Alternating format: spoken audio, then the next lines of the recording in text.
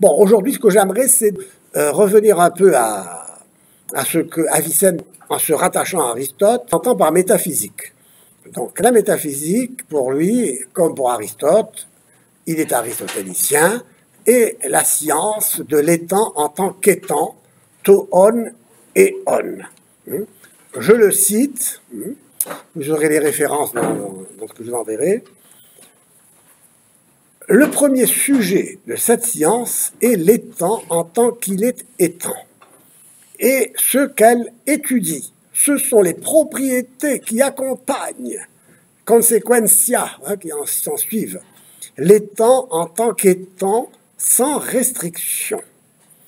Qu'est-ce que cela veut dire? Il enseigne que l'intellect saisit l'étant, et nous partons surtout, ne l'oublions pas, de l'Avicenne latin. Les médiévaux connaissaient la traduction en latin de l'œuvre d'Avicenne, et non l'œuvre écrite en persan.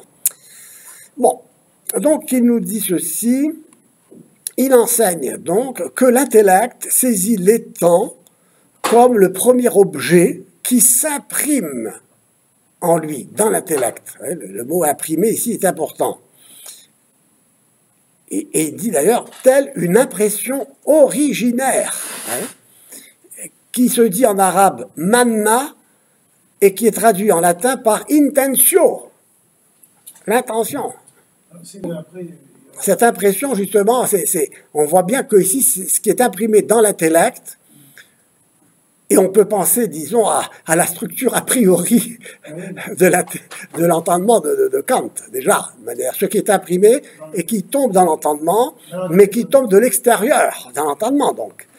Mais alors, quel est le statut de ce qui est extérieur? Quel est le statut de ce qui s'imprime dans l'entendement? On va voir que ici intervient la distinction entre l'essai in re et l'essai in intellectu. Il faut voir qu'est-ce que cela veut dire, cadit. Donc, cette intention, cette intentionnalité de la conscience, comme dirait Husserl, mais intentionnalité déjà qui se trouve chez les médiévaux, donc, et donc pas une nouveauté depuis Brentano, disons. Brentano qui a inspiré Husserl sur la notion d'intentionnalité de la conscience, cette ouverture de la conscience vers l'extérieur. Cette expression apporte une précision importante. Elle signifie que l'intellect est tourné vers la réalité extérieure, tourné vers la réalité extérieure. Mais, et c'est là ce qui est important, c'est en retournant sur lui-même. L'intellect donc est ouvert sur l'extérieur, mais il revient sur lui-même. Il se découvre lui-même comme étant intellect, dans le fond. C'est ce que je dis toujours quand je dis que l'intellect se révèle à lui-même au contact des choses, au contact du réel.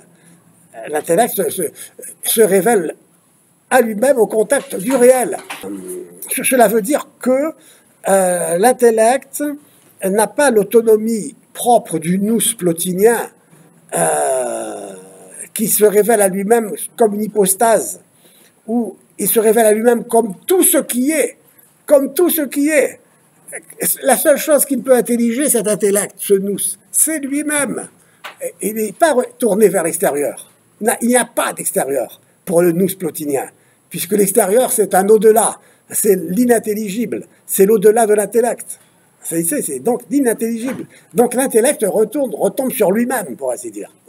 Il se ferme sur lui-même, et c'est pourquoi c'est la formule du cogito ergo sum, ici, on pourrait dire qu'elle a son origine néoplatonicienne ici, en ce sens que je pense donc je suis, c'est parce que je suis tout ce que je pense.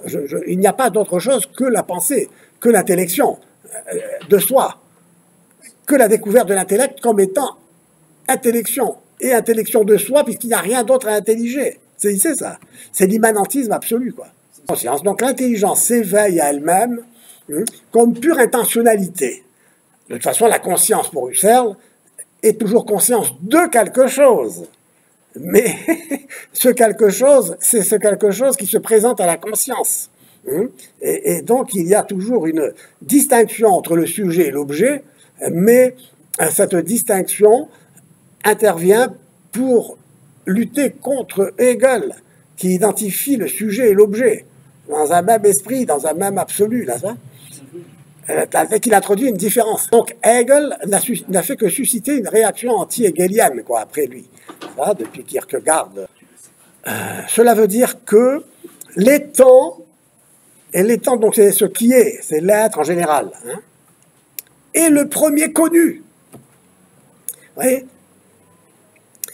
l'être, finalement, est en tant qu'intelligent. Ici, l'étant en tant qu'étant se réduit à l'étant en tant qu'intelligent, à partir de l'intentionnalité, c'est-à-dire d'un intellect ouvert sur l'extérieur, qu'il saisit comme ce qui est, hein, mais qui est à ce qui est imprimé en lui, qui ne renvoie pas quelque chose d'extérieur à lui, à l'intellect. Ouais, c'est pourquoi, encore une fois, la clé de cette interprétation, c'est la distinction, comme on le verra, l'esse in re, l'esse in intellectu. L'être tel qu'il est conçu par l'intellect et qui demeure comme imprimé en lui, hein, parce qu'il est le premier connu, le premier intelligé. L'intellect est toujours intellection de ce qui est. Je n'intellige pas, j'intellige ce qui est, et la seule chose qui soit quand l'intellect s'éveille à lui-même, puisqu'il n'a rien à l'extérieur à intelliger, c'est lui-même. Et ainsi, l'intellect c'est l'être lui-même, quoi. C'est tout l'être. Tout l'être est ce qui est intelligé, puisque l'intellect n'a rien d'autre à intelliger que lui-même. Et d'ailleurs, ça va se décliner, ça, sous la forme de plusieurs intellects, d'ailleurs. Et puisque l'intellect va s'intelliger lui-même grâce à un autre intellect qui va s'intelliger lui-même grâce à un autre intellect, etc., etc. On va voir ça. Donc, l'étant est le premier connu, c'est-à-dire intelligé, en tant qu'étant, ouais, en tant que, non en tant que réalité extérieure. L'intellect est tourné vers. La conscience est conscience de quelque chose, comme dit Husserl, quoi. Mais ce quelque chose échappe à la conscience, quoi. Et donc, elle n'est pas, ce quelque chose n'est pas enregistré, elle n'est pas saisie comme une réalité extérieure. N'est pas saisie comme au sens d'existentia, si l'on veut. Vous voyez, donc le mot existentia est parlant parce que il signifie étymologiquement ce qui se trouve à l'extérieur, ce qui stare ex stare, existere, existere, être à l'extérieur. Toute la question sera de savoir si cette extériorité de ce qui est en tant qu'il est une extériorité à autre chose, à l'intellect finalement, ou s'il est une extériorisation de soi, hein, soi comme un autre. C'est-à-dire que exister, ce serait sortir de soi, quoi, non? Bon, ça c'est toute la conception actuelle et aussi en phénoménologie dans le fond. Aussi. La phénoménologie, c'est le soi qui s'apparaît à lui-même, quoi, sans lui. D'ailleurs, après, c'est la mort du sujet qui va dire que, n'est-ce pas, le jeu, ce qui apparaît sans personne, sans sujet, quoi, non? Et c'est pourquoi, d'ailleurs, qu'il faut toujours saisir Husserl à la lumière du conflit entre Husserl et Heidegger. Donc, pour Husserl, la conscience est toujours conscience de quelque chose, l'intellect, l'intelligence est intentionnalité, dans ce sens, ouverture vers, quoi, non? Et la chose est ce qui se présente à la conscience. Donc, différence entre sujet et objet, Hegel est enterré, d'accord, bon.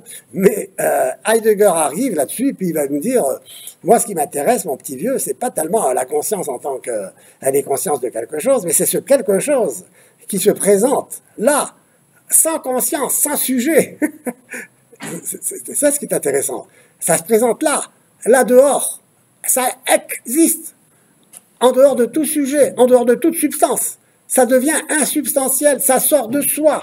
Qu'est-ce qui fait que ce sujet qui apparaît en surgissant, qui existe sans fondement, hein, qui apparaît le temps de disparaître, qui surgit en s'évanouissant, qui n'est plus, selon le temps, conformément à la définition d'Aristote, qui est mesure du mouvement selon l'avant et l'après.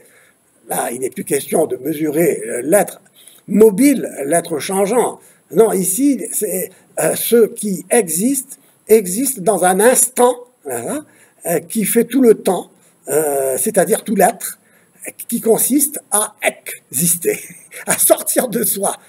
D'où sort-il? D'où sort-il? C'est ça la question aussi qui va se poser pour Heidegger et qui va déboucher sur cette théologie négative, sur cette énologie négative, puisqu'il va dire d'où sort ce qui apparaît, ce qui existe, ce qui surgit, et qui disparaît parce que cela ne peut pas surgir en se déterminant. Hein. C'est-à-dire que ce qui surgit, en effet, existe, mais attendez, il est condamné à être déterminé.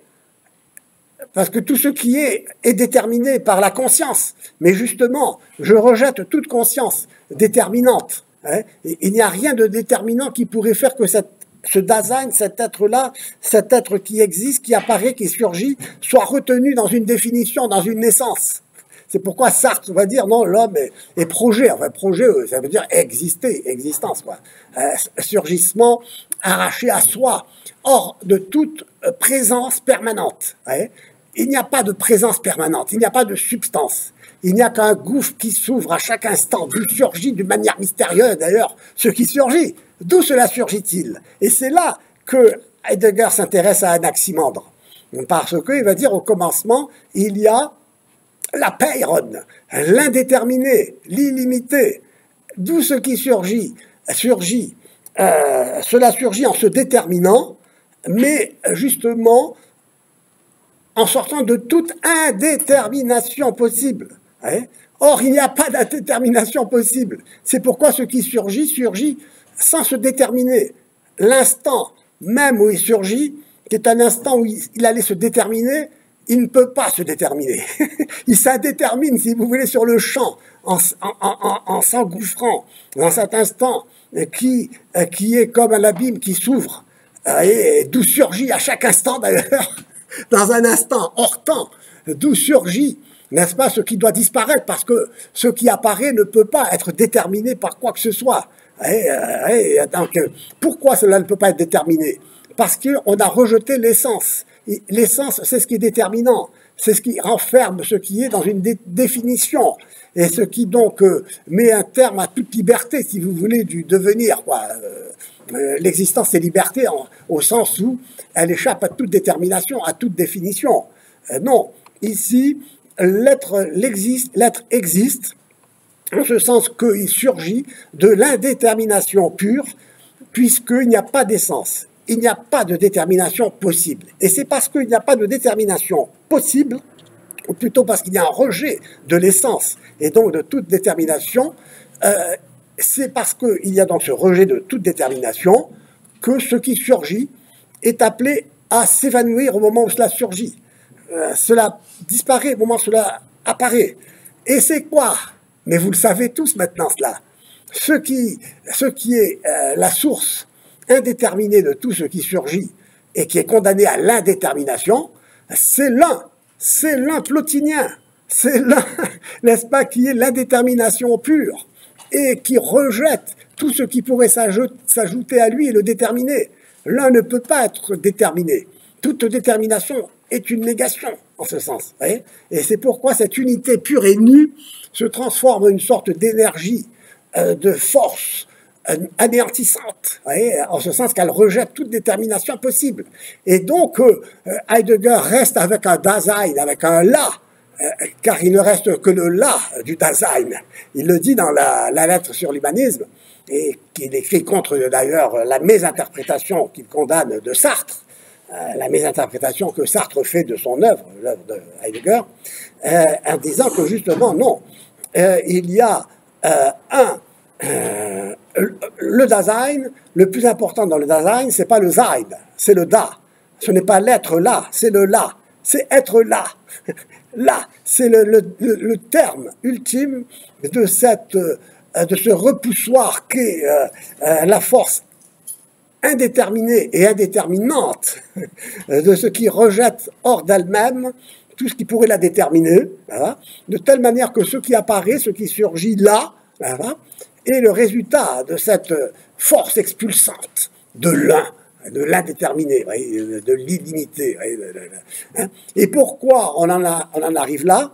Non seulement parce qu'on a rejeté toute conscience, toute intellection, toute raison, toute intelligibilité, mais parce qu'on a rejeté aussi, parce qu'on n'a pas, on rejette la conception de l'être comme un acte, qui est un acte d'être, qui est fondateur.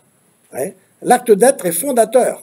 L'acte d'être est ce qui vient déterminer pour le parfaire l'étant, sans lequel l'étant ne serait pas. De telle manière que, ici, on est dans une métaphysique de l'être qui intègre l'essence, de sorte que l'étant fini, non seulement est en raison de son acte d'être, mais est ce qu'il est en raison de son essence. Hein. Et donc le rejet de l'essence et le rejet de l'être conduisent au nihilisme. Un nihilisme actif, qui est l'action indéterminante, négatrice de cette énergie folle. Deleuze, qui s'inscrit dans cette conception, parle du devenir fou. Un devenir fou. Car désormais, il n'est plus question de retourner de se référer à une conscience, à une intellection de quoi que ce soit. Ce qui surgit hors intelligibilité possible. C'est un pur possible. Tiens, c'est un pouvoir-être au sens où c'est une énergie qui surgit à chaque instant pour disparaître aussitôt, quoi. Et qui ne se justifie que du fait qu'elle puisse à la fois surgir et s'évanouir au moment où elle surgit, apparaître au moment où elle disparaît, car il n'y a plus de substance, il n'y a plus de permanence, de présence permanente. Nous sommes ici dans un nihilisme très conséquent, je dirais, tout à fait cohérent, n'est-ce pas, mais qui a cette caractéristique, c'est qu'il est actif. Actif. Car l'un fonctionne comme un repoussoir de tout ce qui pourrait le déterminer. L'un n'est pas le résultat, comme chez Hegel, d'un retour sur soi, au terme d'une histoire, d'une odyssée de l'esprit. Non, il n'y a plus de retour sur soi, il y a une sortie qui est un surgissement sans lendemain, sans retour. Vous saisissez un peu l'idée ici de la... Est-ce que... Vous voyez, c'est important, ça permet de bien comprendre la pensée post-hegelienne.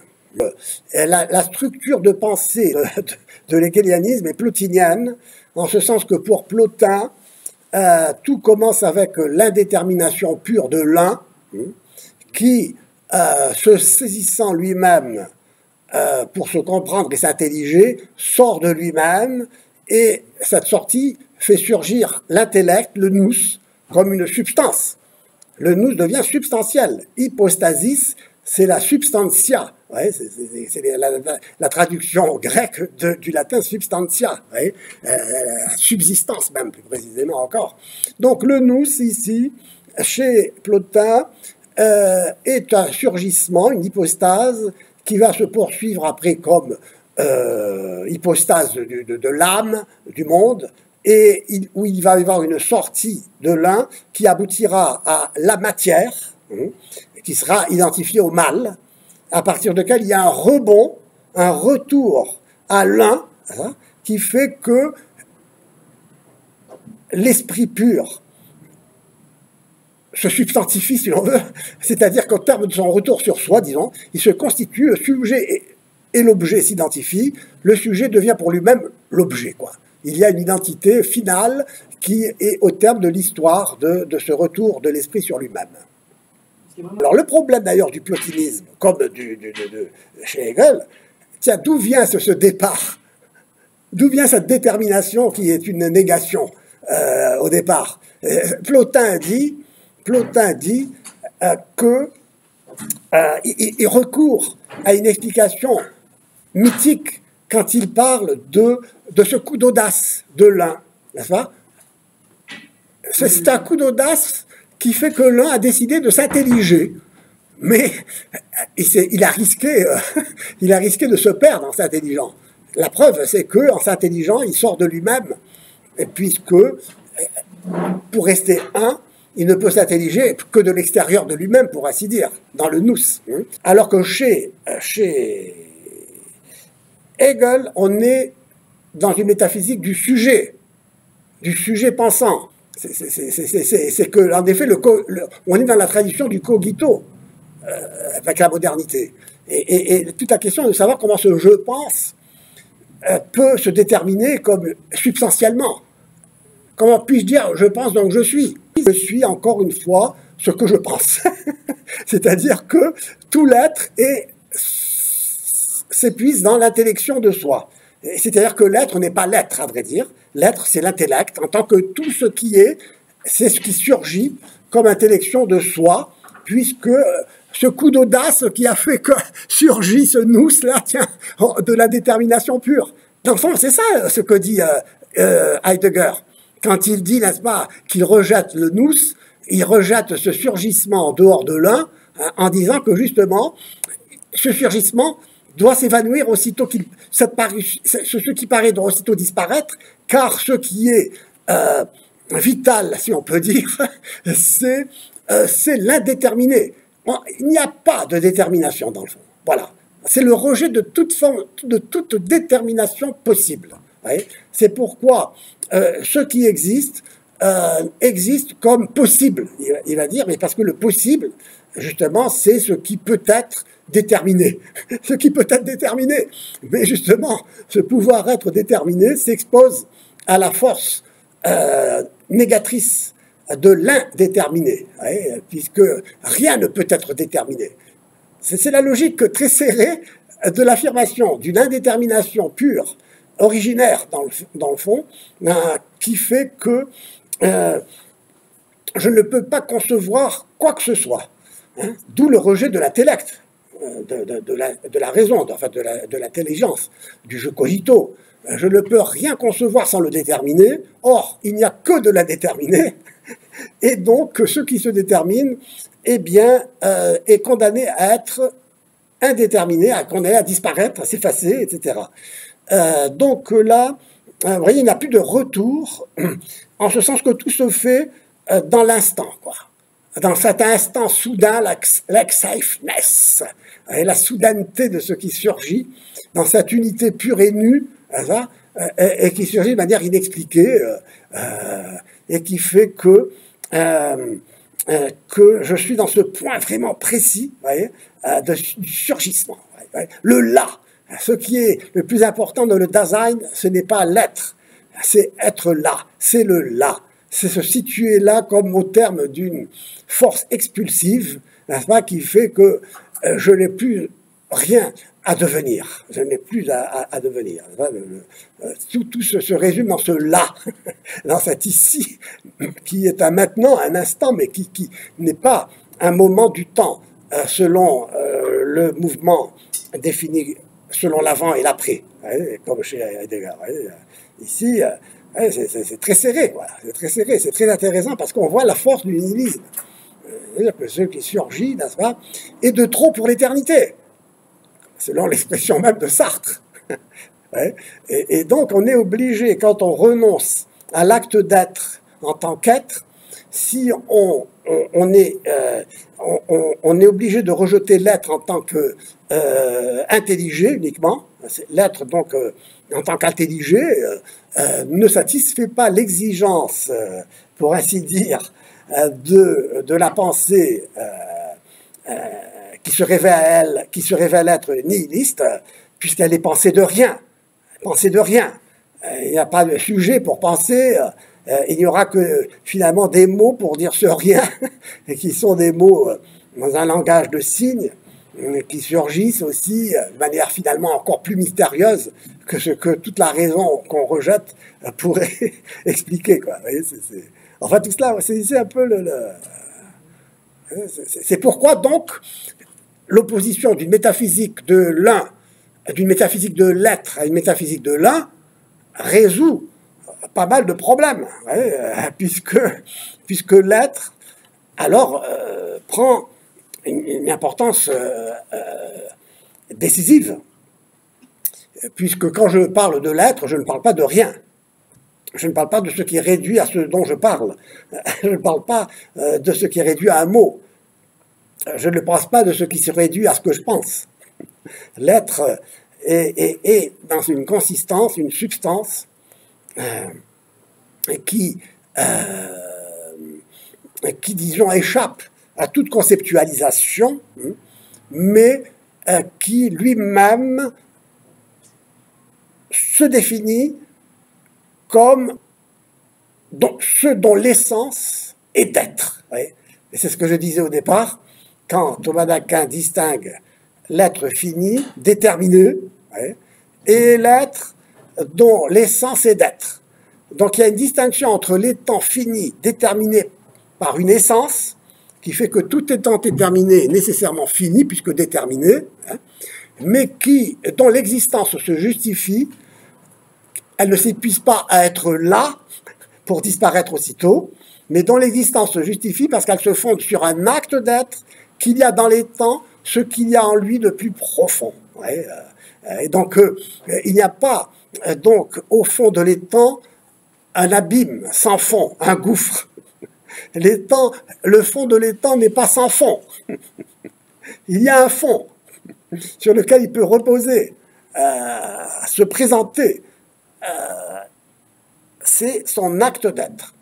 Seulement, cet acte d'être, c'est l'acte d'être déterminé par une naissance, qui fait que l'étang se compose d'une essence et d'un acte d'être.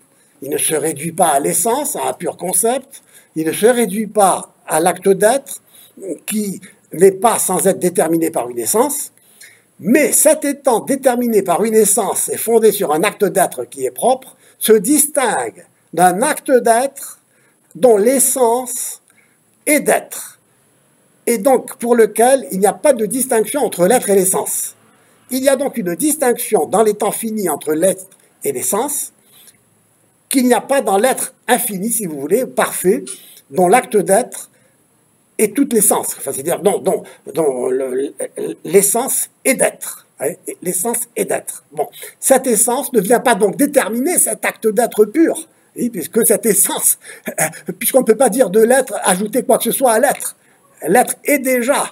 Donc si on dit que l'être, l'essence de cet être est d'être, c'est parce que je ne peux pas ajouter à cet être quelque chose qui le détermine en tant qu'être, puisqu'il est tout l'être qu'il est. Et donc, il a une essence, en effet, parce que cet être est intelligible pour lui-même. Il est parfait. Et on ne conçoit pas une perfection qui ne soit pas intellection de soi en même temps. C'est ce qui va caractériser la métaphysique de l'être de saint Thomas d'Aquin, pourtant héritier d'Avicenne, de la métaphysique de l'être d'Avicenne, car Avicenne va dire que l'être n'a pas d'essence. L'être parfait, nécessaire, est sans essence. Alors que saint Thomas dira non, il a une essence, cette essence est d'être. Cette essence est d'être. Et donc, comme vous le voyez, il y a un moment important avec Avicenne, c'est la distinction entre l'essence et l'être. Mais cette distinction réelle repose sur le fait que l'essence n'est pas l'être, l'être n'est pas l'essence, mais que l'essence et l'être se juxtaposent au cœur de l'étang pour constituer la substance, l'étang, en s'ajoutant l'un à l'autre. Puisque l'essence n'est pas l'être, l'être n'est pas l'essence, il y a une addition de l'être à l'essence. Et cette addition de l'être à l'essence fait que l'être vient de l'extérieur de l'essence. Alors que pour Thomas d'Aquin, cet acte d'être est uni à l'essence et constitue du dedans l'étang. L'acte d'être ne vient pas s'ajouter de l'extérieur à l'essence. L'étang, déterminé par une essence, n'est pas sans un acte d'être. Et donc, seulement cet étang est un étang fini qui se distingue bien de cet étang parfait dont l'essence est d'être. Ici, vous voyez, vous avez ici un point de doctrine vraiment important, difficile, profond, mais qu'il faut saisir. Donc, tout cela peut nous aider à sortir, comme je dis, du XXe siècle. À sortir du XXe siècle, qui est un peu une sorte d'aboutissement, ce XXe siècle, avec la pensée de Heidegger et de sa postérité, puisque, en effet, la modernité a été dépassée, mais dans le prolongement de la modernité. Ce que je veux dire par là, c'est que la postmodernité a besoin de la modernité, quoi, pour s'affirmer, quoi. A besoin de nier la modernité pour s'affirmer comme étant postmoderne. Elle a besoin de nier le sujet, l'essence, pour prendre le parti de cette force, de cette énergie sans essence, qui est une force aveugle, ouais, et qui va expliquer le surgissement de ce qui apparaît, le temps de disparaître, qui surgit en s'évanouissant, qui est l'expression de cette force, de cette énergie, la manifestation finalement de cette énergie, vous voyez, de cette énergie anonyme, qui fait qu'on ne sort pas de cette force englobante, si on veut, de cette force qui est tout ce qui est.